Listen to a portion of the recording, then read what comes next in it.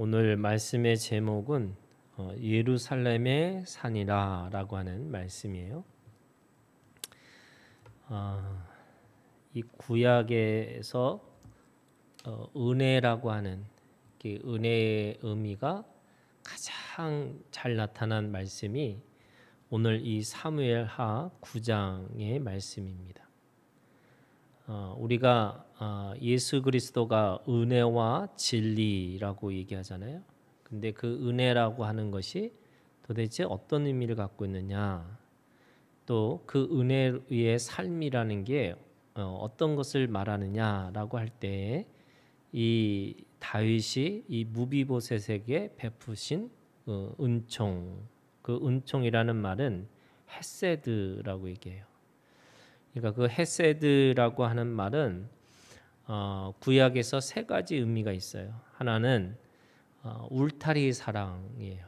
그러니까 어떤 늑대나 또는 이리들이 그 양을 잡아먹으려고 할 때 목자가 그 울타리를 만들어 주는 거예요. 그래서 그 울타리에 있는 그 양들을 목숨을 걸고 지켜주는 그 은혜라고 이야기할 수 있는 거죠. 두 번째는 그 헤세드라고 하는 말은 엄밀히 따지면 사랑받을 수 없는 또는 사랑할 수 없는 존재를 사랑하는 거를 이야기를 해요. 그걸 우리나라 말로 번역을 할 때 이 말을 자비라고 얘기를 했어요.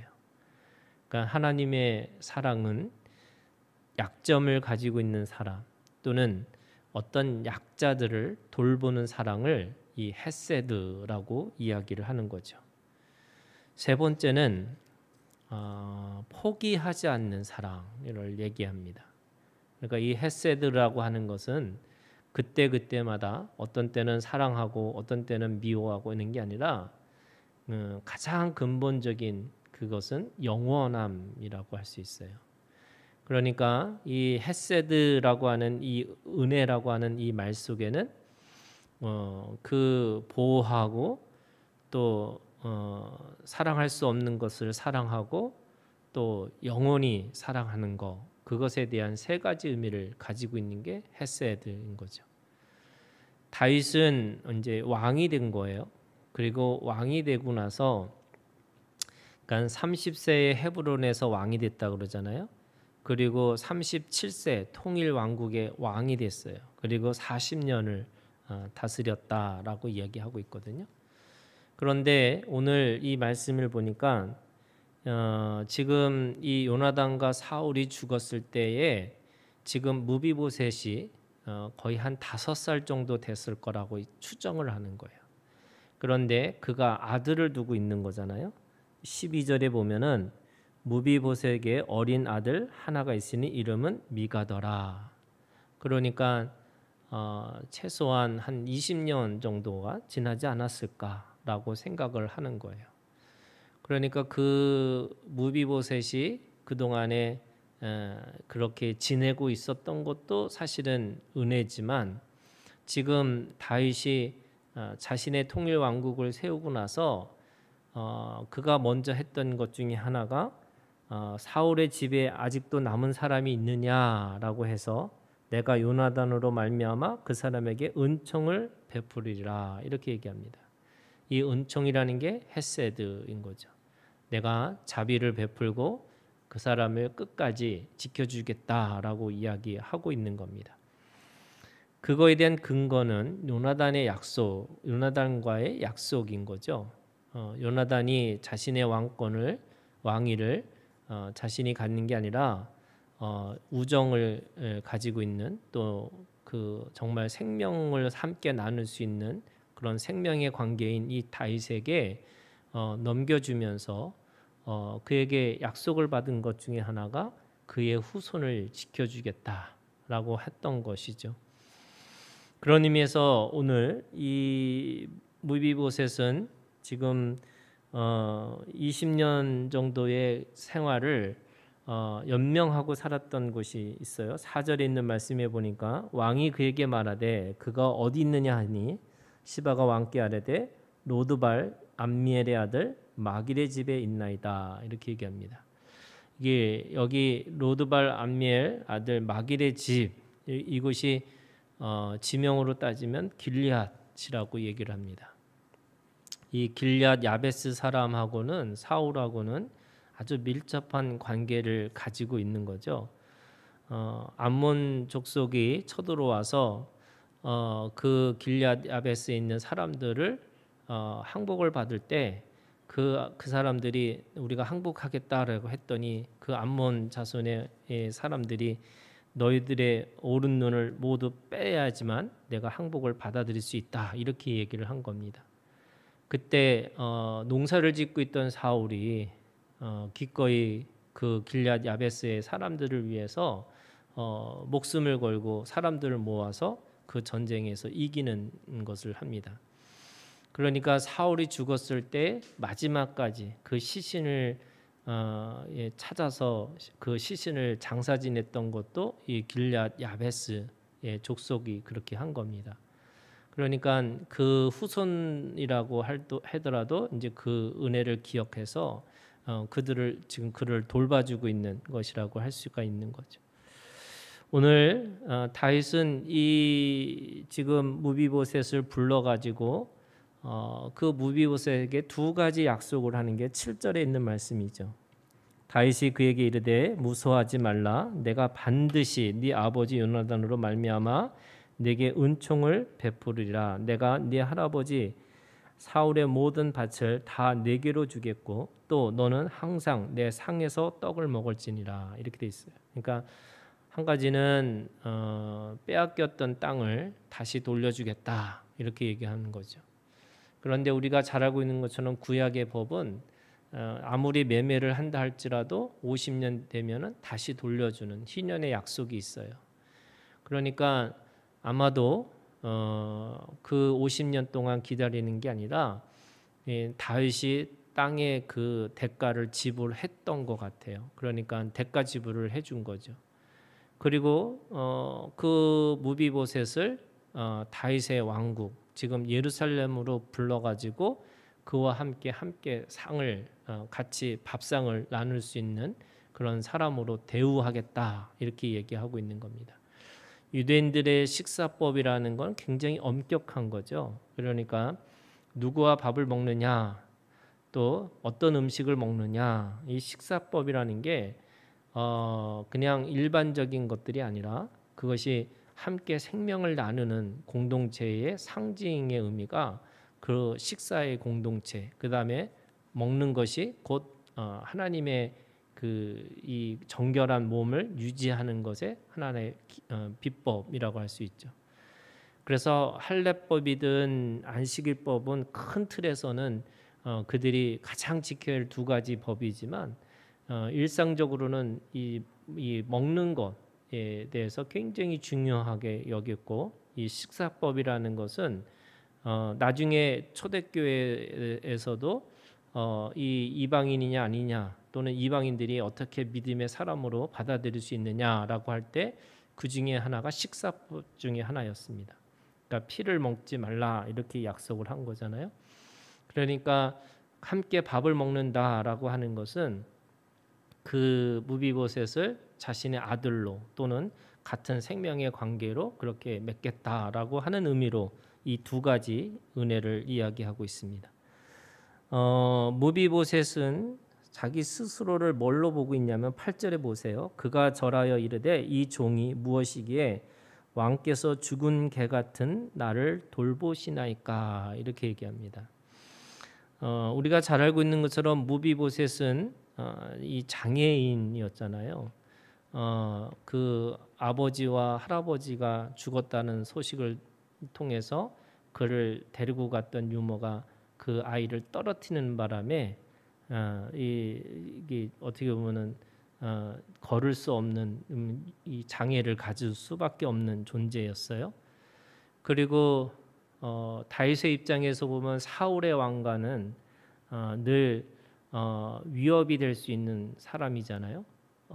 언젠가 또 역모를 꾀해서 자신의 왕권을 흔들 수 있는 사람이 아닌가라고 생각할 수도 있는 건데 그를 그렇게 대우하고 있는 거고 무비보셋은 또 그 자신에 대해서 그래서 다윗에게 죽은 개와 같은 나라고 이야기를 하고 있는 겁니다. 왕궁에서 그를 사는 귀족으로 대우하는 거 그래서 장애인이지만 존중받고 배려받고 인격적으로 했다라는 것을 알 수가 있죠. 그런데 사실은 우리가 하나 더 들어가는 게 있어요. 제가 왜 이 말씀을 예루살렘에서 산이라라고 이렇게 제목을 정했냐면 이 사무엘하 5장 8절에 있는 말씀 때문에 그런 거예요. 여러분 우리가 사무엘하 5장에 우리가 함께 공부를 했잖아요. 여러분 사무엘하 5장 8절에 있는 말씀에 보면 다윗이 그 예루살렘에 그 전쟁을 할 때 그 예루살렘의 사람들이 이 다윗을 너무나 우습게 여긴 거죠. 무슨 말이냐면 이 예루살렘의 성은 난공불락이었어요. 그 산지에 또 산 위에 있는 성이에요. 그러니까 아무도 그 성을 함락할 수 없을 것이다라고 생각을 하는 거예요.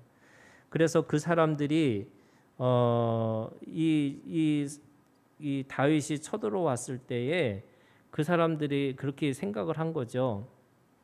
5장 6절에 보면 이렇게 얘기합니다. 왕과 그의 부하들이 예루살렘으로 가서 그 땅 주민 여부스 사람, 이 여부스 족속이 예루살렘을 살았던 그런 사람들이에요. 치려하매 그 사람들이 다윗에게 이르되 네가 결코 이리로 들어오지 못하리라. 맹인과 다리 저는 자라도 너를 물리치리라 하니 그들 생각에는 다윗이 이리로 들어오지 못하리라 합니다. 이렇게 얘기합니다. 그러니까 다윗이 그 예루살렘을 쳐들어갔을 때 이 여부스 사람들이 조롱한 거죠. 모욕과 조롱을 한 겁니다. 맹인도 다리 저는 사람들도 너와 싸워도 이 성은 난공불락이기 때문에 절대로 들어올 수 없어라고 이야기를 했던 거죠. 그러고 나서 그 전쟁에서 이기고 나서 다윗이 약속을 합니다. 5장 8절에 있는 말씀이에요. 그날에 다윗이 이르기를 이렇게 합니다. 다윗이 말하는 거죠. 누구든지 여부스 사람을 치거든 물 깃는 데로 올라가서 다윗의 마음에 미워하는 다리 저는 사람과 맹인을 치라 하였으므로 속담이 되어 이르기를 맹인과 다리 저는 사람은 집에 들어오지 못하리라 하더라. 무슨 말이냐면 예루살렘의 성은요 맹인과 다리 저는 사람은 못 들어가는 거예요. 그게 다윗의 약속이었어요. 그러니까 자신을 조롱했던 그 말대로 이 다윗의 성에는 이 장애인들은 절대 들어오지 못하게 하겠다라고 다윗이 약속을 한 겁니다. 그러면 다시 사무엘 9장으로 가면 지금 무비보셋은 어떤 사람이에요? 다리를 저는 사람이에요. 그러니까 예루살렘에 산다라는 말은 사실은 다윗이 사무엘 5장에 있는 이 말씀을 스스로 어긴 거예요. 그게 사실은 이 다윗의 입장에서 보면은 왕이 약속을 어기는 거와 같은 거잖아요. 그러니까 모든 백성들 앞에서 이 다윗의 성 예루살렘에는 맹인과 다리 저는 사람 못 들어온다 이렇게 말을 해놓고는 지금 무비보셋이라고 하는 다리 저는 사람을 자신의 왕궁에 살게 할 뿐만 아니라 또 그 자신과 늘 함께 상을 맞아서 같이 식사를 하겠다 이렇게 이야기를 하고 있는 겁니다. 밑에서 이게 울리는 소리. 그래서 스스로 약속을 어기면서 그 안에서 그 은혜를 베풀고 있는 그 모습을 볼 수 있는 거죠. 우리가 은혜의 원리라고 하는 것이 은혜는 기억하는 게 은혜는 갚아주는 게 아니고 은혜는 기억하는 거고 은혜는 다시 되돌려주는 게 아니라 은혜를 흘려보내는 것이다라고 얘기하는데 거기에 가장 중요한 원리들이 있다는 거예요. 그래서 지금 이 사무엘 9장을 은혜의 장이라고 한다면 그 은혜라는 게 도대체 뭐냐?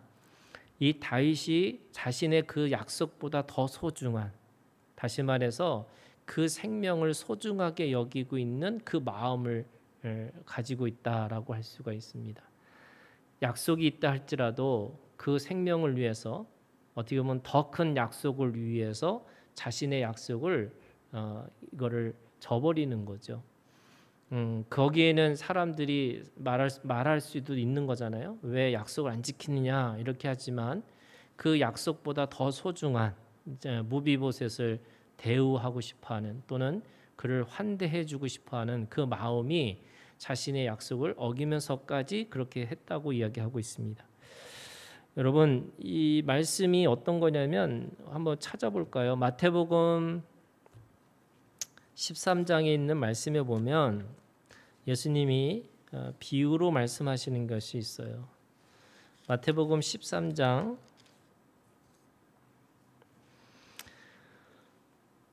24절부터 30절에 있는 말씀에 보면 가라지 비유가 있습니다.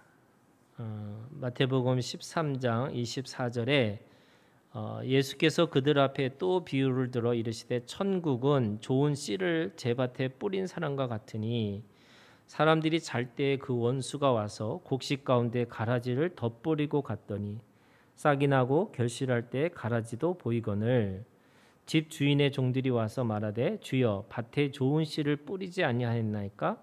그런데 가라지가 어디서 생겼나이까?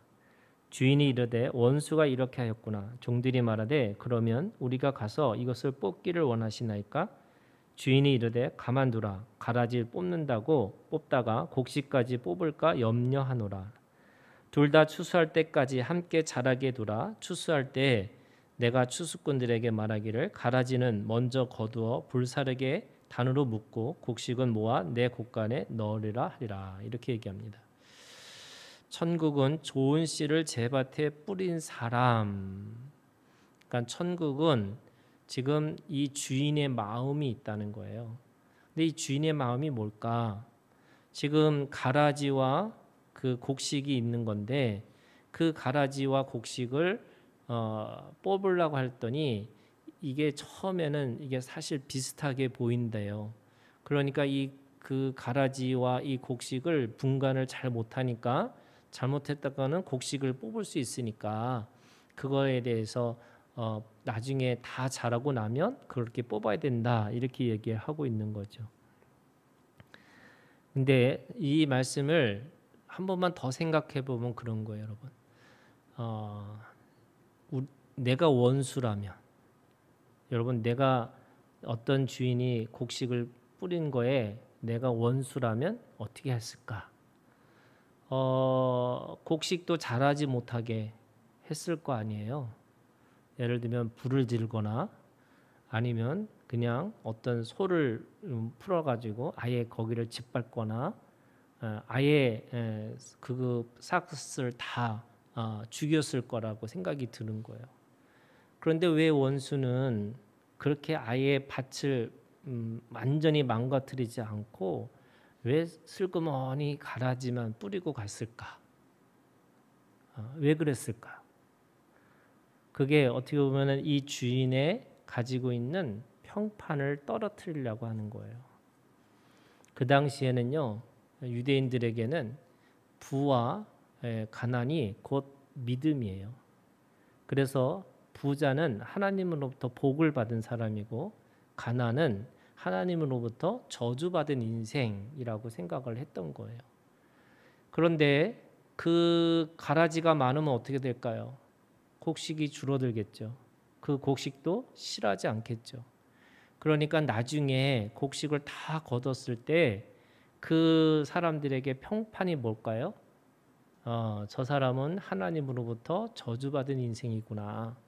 왜냐하면 다른 데는 100배를 결실을 맺었는데 저 사람은 겨우 30배밖에 못 맺었구나 라고 하는 것을 원수가 원했던 거예요. 그런데 그 주인은 어떤 사람이에요? 평판을 감수하고 있는 거예요. 왜냐하면 그 곡식이 혹시 뽑힐까 봐.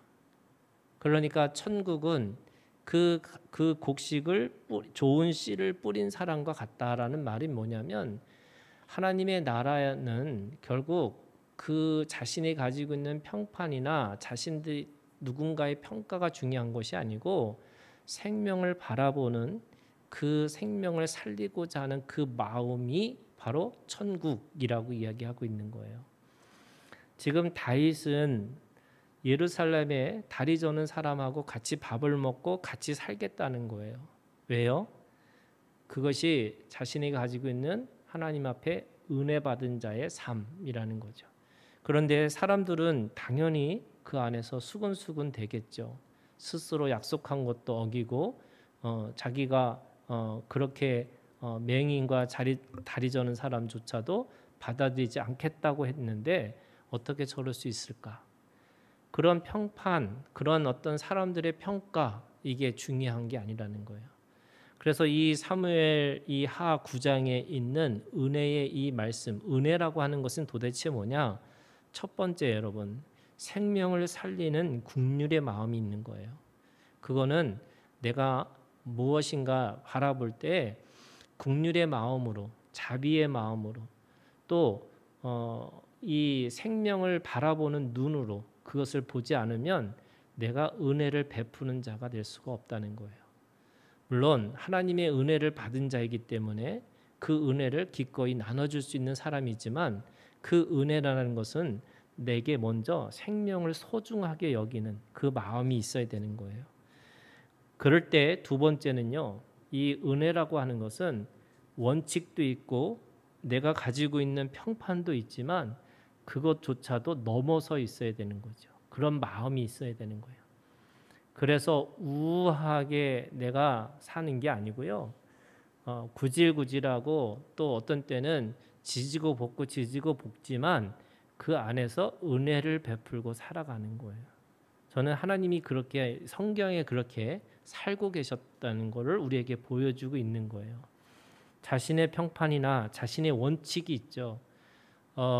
선악을 아는 나무를 먹으면 죽는다. 이게 하나님의 원칙이었어요. 그런데 하나님은 스스로 그 나무에 저주받은 자와 같이 죽으시고 그 원칙을 깨시고 또 다른 생명을 살리기 위해서 그 넘어서 하나님의 긍휼을 베푸신 분이에요.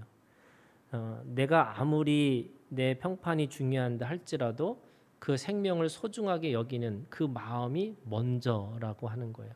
그래서 어떤 때는 그 원칙도 깰 수 있는 마음이 내 안에 있느냐, 이게 은혜의 원칙인 거죠. 세 번째는요, 마지막까지 기다려주는 거예요.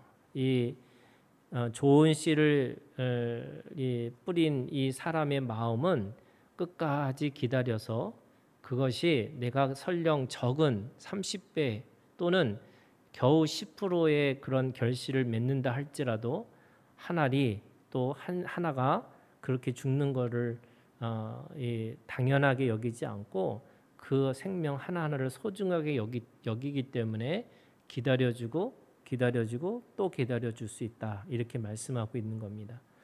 오늘도 우리가 이 다윗의 은혜를 기억하고 이 무비보셋이 받은 그 은혜의 삶으로 살았던 것처럼 오늘 우리도 주님 안에서 은혜 받은 자로서 또 은혜를 베푸는 자로 그렇게 살아가는 오늘 우리가 되기를 주님의 이름으로 축원합니다.